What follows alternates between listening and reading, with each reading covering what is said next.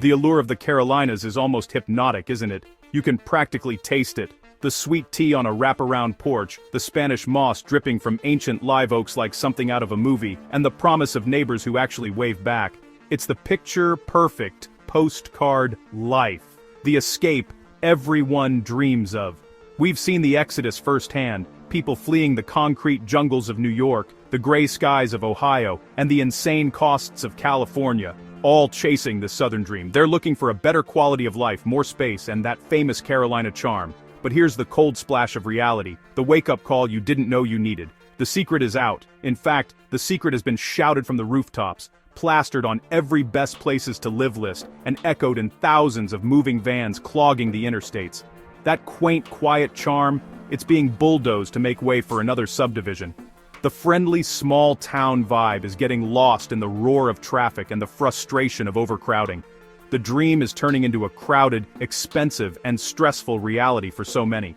So, before you sell your house and pack up your life, you need to hear this. We're about to take a hard look at the truth behind the hype. I'm going to expose the 10 Carolina towns where everyone is moving to, but you should absolutely avoid if you value your sanity in your savings account. The top 3 on our list will shock you, especially our number 1 spot, a beloved vacation paradise with a dark side that the tourism boards don't want you to see. Ready? Hit that like button, subscribe, and comment below with the most overrated Carolina town you can think of. Buckle up, because we are starting this road trip of regret right now. Kicking off our list at number 10 is Mount Pleasant, South Carolina. The name itself sounds like a promise, doesn't it? Pleasant, serene, a peaceful escape just over the iconic Ravenel Bridge from Charleston. For years, that's exactly what it was, a beautiful, family-friendly suburb with great schools and a relaxed coastal vibe. But that version of Mount Pleasant is a ghost, a memory of a time before the population exploded. What was once a manageable stream of new residents has become an unstoppable flood. The explosive growth here isn't just a statistic, it's something you feel in your bones every single day. Try getting on Highway 17 during rush hour, or honestly, any hour. It's a parking lot. That quick 10-minute drive to the beach? It's now a 45-minute battle against gridlock. The small-town charm that drew people in has been systematically dismantled, replaced by endless strip malls, cookie-cutter housing developments, and the constant noise of construction. The very soul of the town is being paved over. And let's talk about the price of admission to this overcrowded paradise. The real estate market has gone from hot to absolutely nuclear. The median home price has skyrocketed, pushing out long-time residents and making the dream of living here an expensive nightmare for newcomers. You're paying a premium price for a diminished quality of life. You're buying into a community that is groaning under the weight of its own popularity, a place where infrastructure is years behind the population boom. To make matters worse, this low-country gem is facing serious environmental stress. The rapid development has destroyed natural habitats and put immense pressure on the local ecosystem.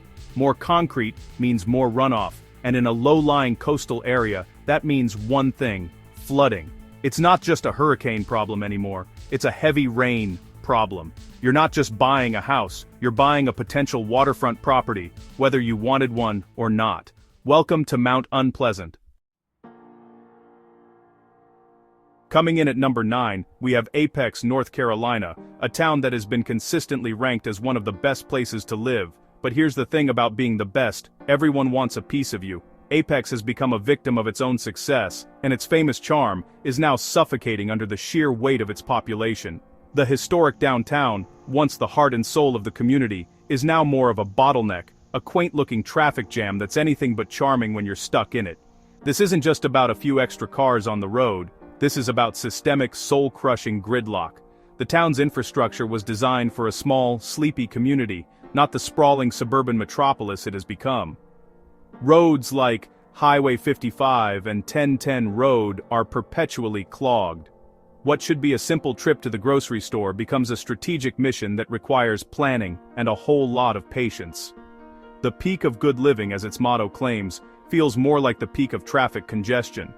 The explosion in population has also put an incredible strain on public services, most notably the schools.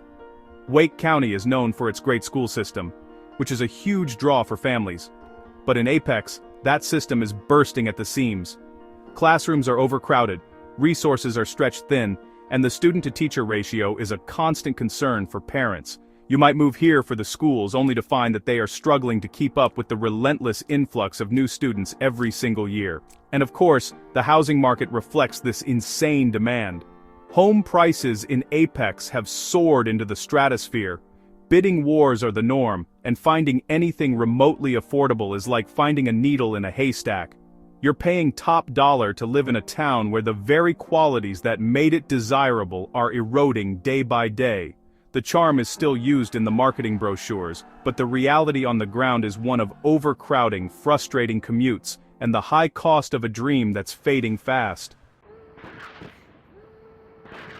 Sliding into our number 8 spot is Bluffton, South Carolina, the gateway to Hilton Head Island. For a long time, Bluffton was the cool, quirky, more affordable alternative to its famous island neighbor. It had a funky, artistic vibe and a genuine sense of community.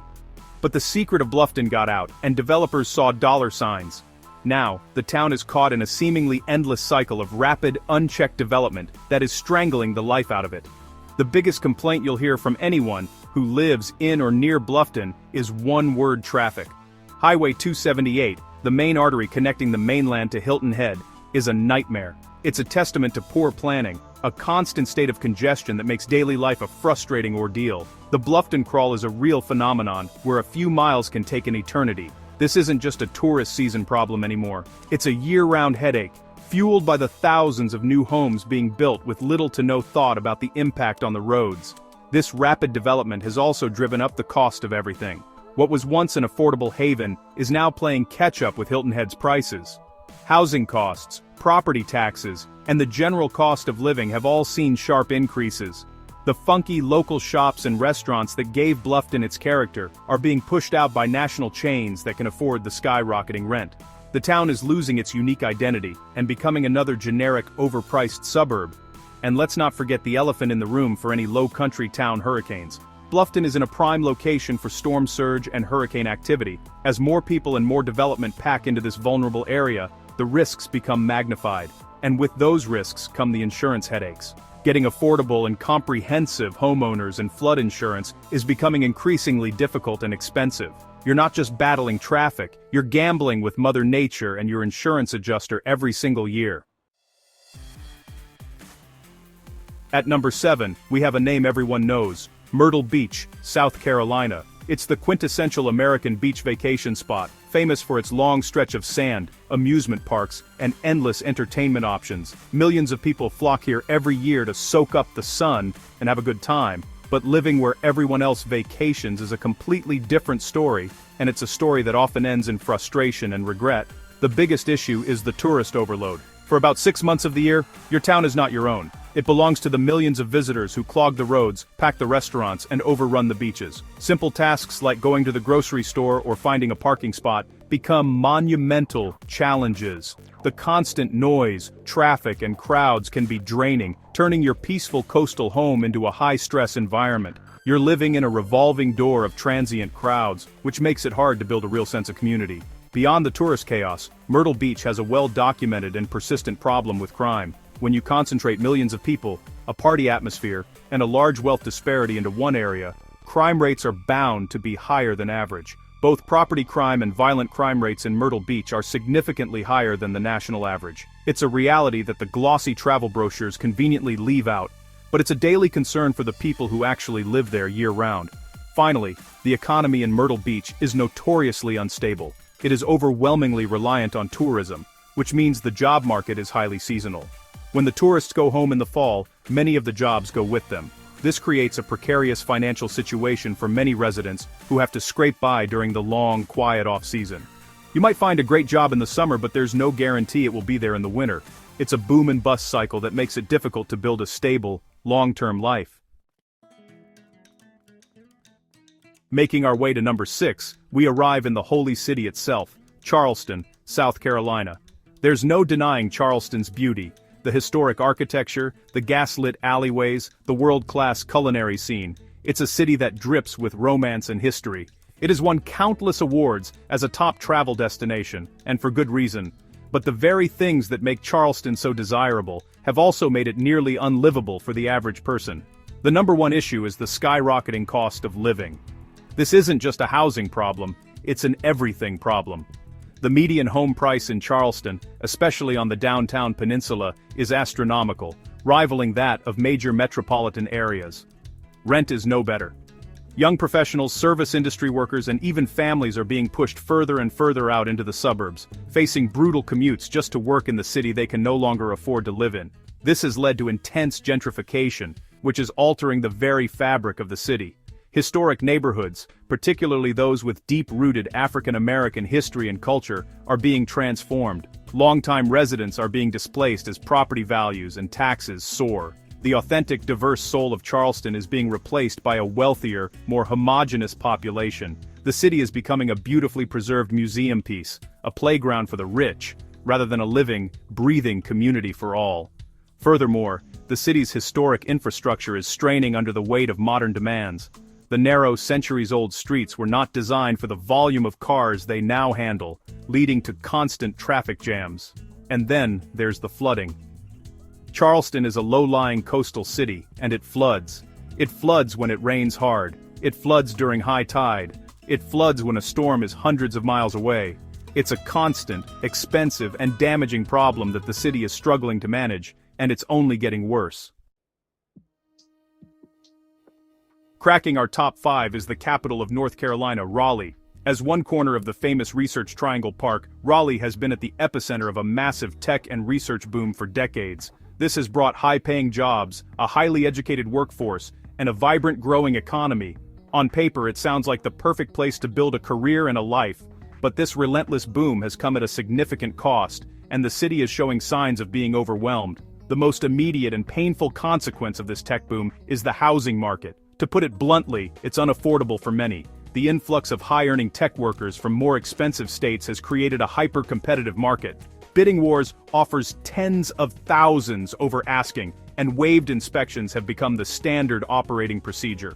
What was once an affordable southern capital is now a place where the dream of homeownership is slipping away for teachers, nurses, and even many tech workers themselves. And with all these new people comes traffic, and lots of it. Raleigh's infrastructure is struggling to keep pace with its explosive growth. The I-440 Beltline, I-40, and major arteries like Capitol Boulevard are frequently congested.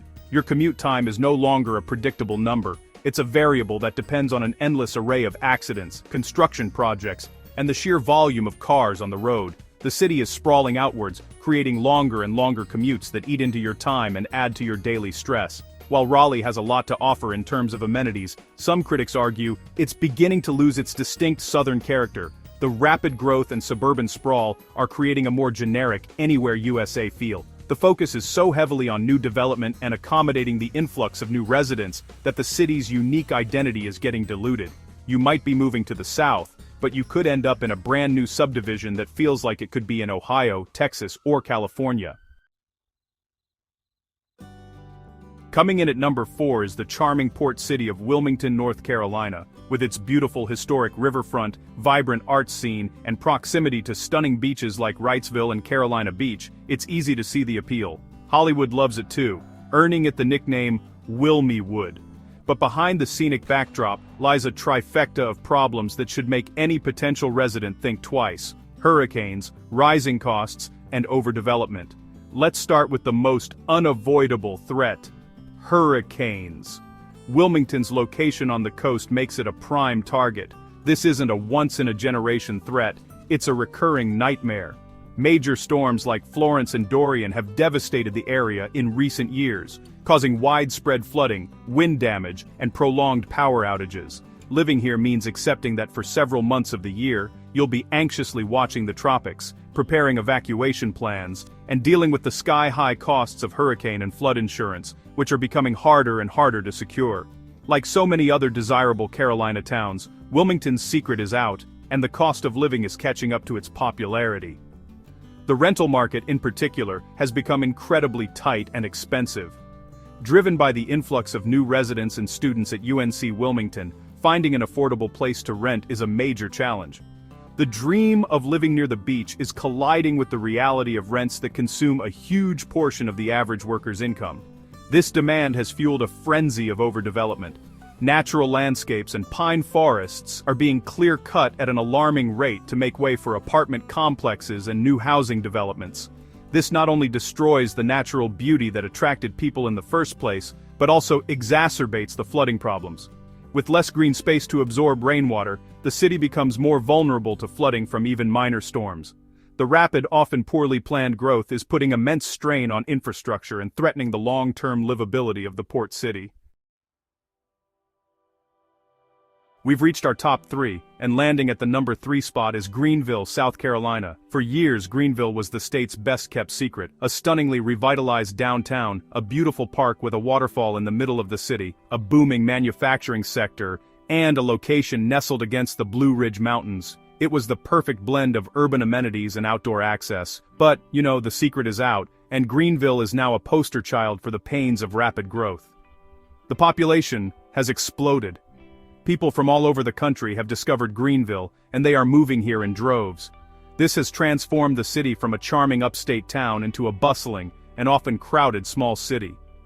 The friendly, easygoing vibe is being replaced by the hustle and stress that many people were trying to escape in the first place. This isn't a gradual change, it's a full-blown transformation that is happening at a dizzying pace. This population boom has had a dramatic effect on traffic. I-85 and I-385, the main arteries through the region, are now notorious for congestion and accidents. Surface streets like Woodruff Road are legendary for their gridlock, a miles-long stretch of retail and restaurants that can turn a simple errand into an hours-long ordeal. The infrastructure is lagging far behind the growth, and residents are paying the price with their time and their sanity every single day. And with the influx of people comes the inevitable increase in the cost of living. While still more affordable than Charleston or Raleigh, Greenville is no longer the bargain it once was. Housing prices have seen a steep and steady climb, putting pressure on first-time homebuyers and those on a fixed income. The very affordability that made Greenville so attractive is quickly eroding. It's a classic case of being discovered and then loved to death, and residents are left wondering if the new Greenville is really an improvement. Our runner-up for the Carolina town to avoid, at number 2, is Cary, North Carolina. Located right next to Raleigh, Cary is often seen as the ultimate safe, clean, and family-friendly suburb. It boasts some of the lowest crime rates in the country, immaculate parks, and top-tier schools. It is by all objective measures a nice place to live, but for many that's exactly the problem. Cary is so nice, so planned, and so controlled, that it's accused of having no character at all. The biggest criticism leveled against Cary is its overwhelming suburban sprawl and perceived lack of soul. It's a sea of beige-sided houses, pristine cul-de-sacs, and perfectly manicured lawns. The town has strict zoning and aesthetic codes which contribute to its clean appearance but also stifle individuality and creativity. There's no grit, no edge, no organic quirky neighborhoods that grew over time. It can feel less like a town and more like a master-planned corporate campus, leading to its tongue-in-cheek nickname, the containment area for relocated Yankees. This curated perfection comes at a very high price. Cary is one of the most expensive suburbs in North Carolina. The median home price is well above the state and national average, putting it out of reach for many. You are paying a significant premium for the safety, schools, and, well, the beigeness of it all. It's a market driven by high-earning professionals from the Research Triangle Park, creating an affluent but often homogeneous environment. And while it's a suburb, it doesn't escape the traffic problems of the greater Raleigh area. Commuting from Cary to Raleigh or RTP can still be a grind, especially on I-40. The town is also sprawling, so even getting from one part of Cary to another can involve navigating busy, traffic light-filled boulevards. If you're looking for a vibrant, unique community with a strong sense of local identity and affordability, Cary's brand of pristine, pricey suburbia might leave you feeling cold and uninspired. And here it is, the number 1 Carolina town you should absolutely avoid moving to. Summerville, South Carolina. Known as Flower Town in the Pines, Summerville has a charming historic downtown and a reputation as a family-friendly, more affordable alternative to living closer to Charleston. That reputation, however, is dangerously out of date. Summerville is the epicenter of a suburban sprawl explosion that has created a quality-of-life crisis for its residents. The core of the problem is overcrowding on an epic scale. Developers have clear-cut vast tracts of pine forest to build massive, sprawling subdivisions, but this development has happened with almost no corresponding investment in infrastructure. The result is a traffic nightmare that is arguably the worst in the entire state. The main thoroughfare, Bacon's Bridge Road, and the commute down I-26 into Charleston are exercises in pure frustration. A 25-mile commute can easily take an hour and a half, or even 2 hours, one way. This isn't just an inconvenience, it's a thief of time, money, and sanity. Residents are spending hours of their day stuck in their cars instead of with their families. The schools in the Dorchester 2 district, while once highly regarded, are now severely overcrowded, with some of the largest high schools in the state. Classrooms are packed, and resources are stretched to the breaking point. You're moving for a better quality of life, only to find yourself trapped in a car and your kids packed into a crowded school. And while it's still cheaper than Mount Pleasant or downtown Charleston, the costs are rising fast. You're paying more and more for a house in a subdivision that feels 100 miles from anywhere, facing a soul-crushing daily commute. The small-town Flowertown charm is now just a small historic district surrounded by miles of traffic jams and generic sprawl. It represents the worst-case scenario of the Carolina dream, a town that has sold its soul for unchecked growth, leaving its residents to deal with the miserable consequences.